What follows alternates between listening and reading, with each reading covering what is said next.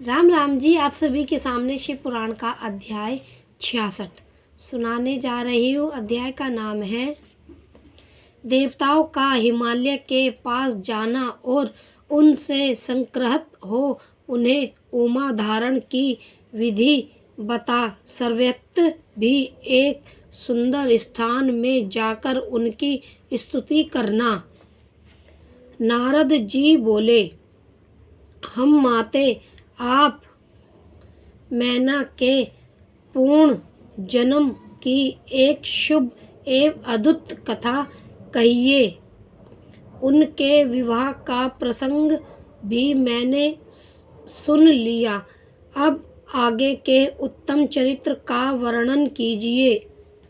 ब्रह्मा जी कहते हैं, नारद, जब मैना का हाथ साथ विवाह करके हिमावन अपने घर को गए तब तीनों लोकों में बड़ा भारी उत्सव मनाया गया। हिमालय भी अत्यंत प्रसन्न हो मैना के साथ अपने सुखदायक साधन के निवास करने लगे।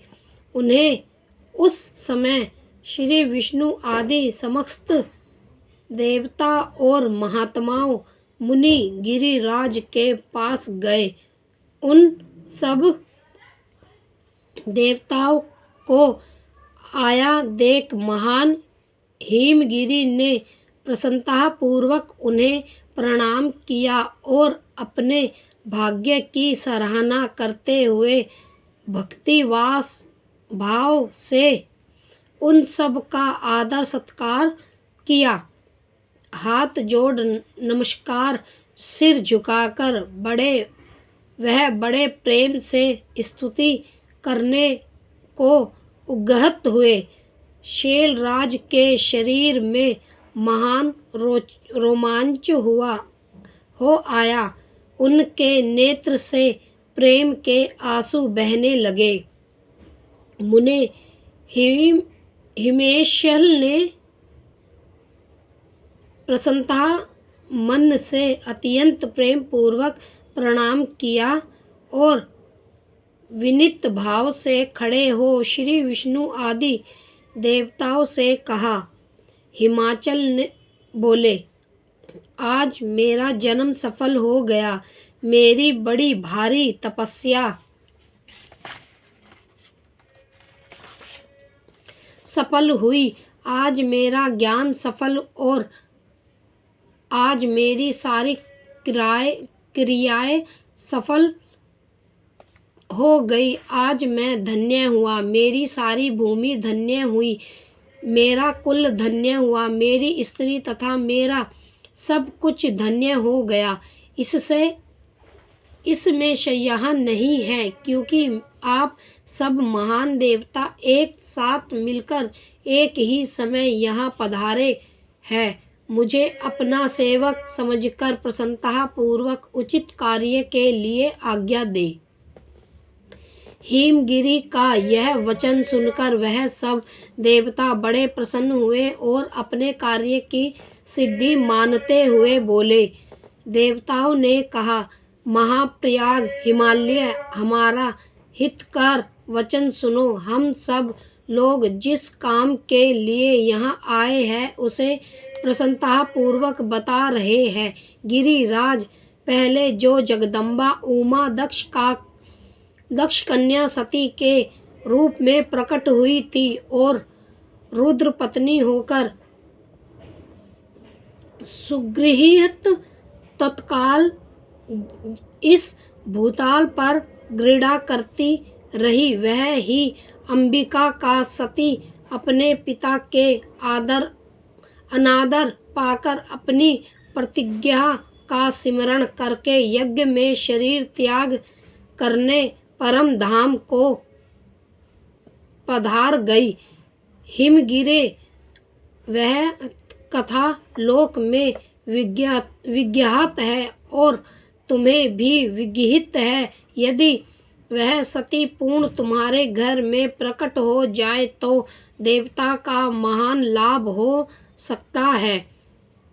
ब्रह्मा जी कहते हैं, श्री विष्णु आदि देवताओं की यह बात सुनकर गिरिराज हिमालय मन ही मन प्रसन्न हो आदर से झुक गए और बोले, प्रभु ऐसा हो तो बड़े सौभाग्य की बात है। तदनंतर वह देवता उन्हें बड़े आदर से उमा को प्रसन्न करने की विधि बताकर सदाशिव पत्नी उमा की शरण में गए।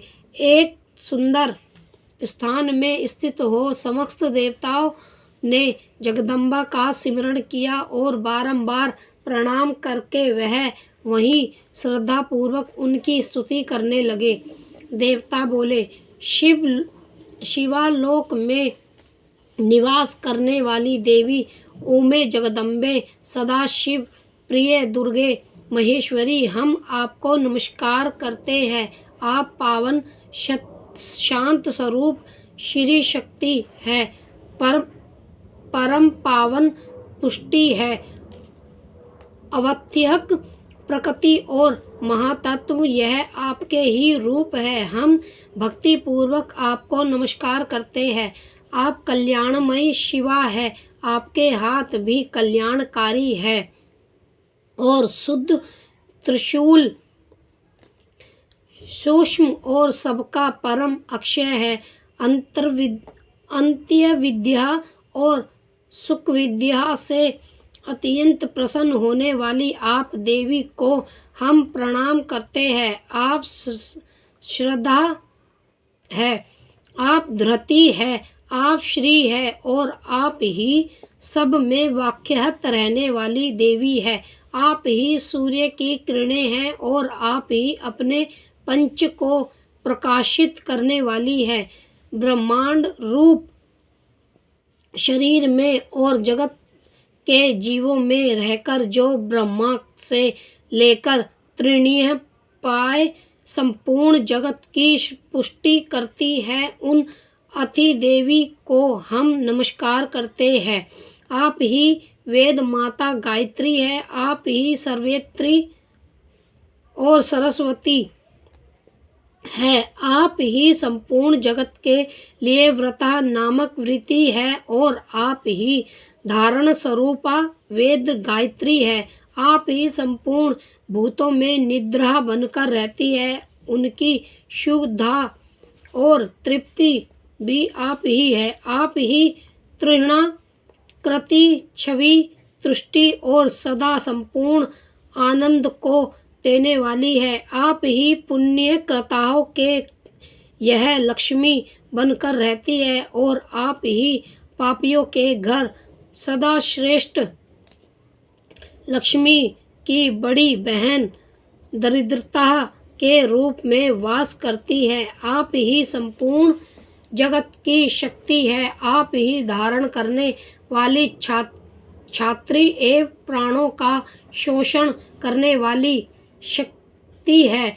आप ही पंचभूतों के सत्यत्व को प्रकट करने वाली सत्य स्वरूपा है। आप ही नीतियों की नीति और व्यास जी रूपाणी है। आप ही सेम वेद की गीति है, आप ही ग्रंथि है, आप ही यजो मंत्रों की आहुति है, त्रिवेदी की मात्रा तथा अथर्ववेद की परम गति भी आप ही है, जो प्राणियों के नाक कान नेत्र मुख भुजा वृक्ष स्थल और हृदय में अत्रुह रूप से स्थित हो सदा ही उनके लिए सुख का विस्तार करती है, जो निद्रा के रूप में संसार के लोकों के अत्यंत शोभा प्रतीत होती है। वह देवी उमा जगत की स्थिति एवं पालन के लिए हम सब पर प्रसन्न होइए। इस प्रकार जगत जननी सती साध्वी महेश्वरी उमा की स्तुति करके अपने हृदय में विशुद्ध प्रेम लिए वह सब देवता उनके दर्शन की इच्छा से वहां खड़े हो गए।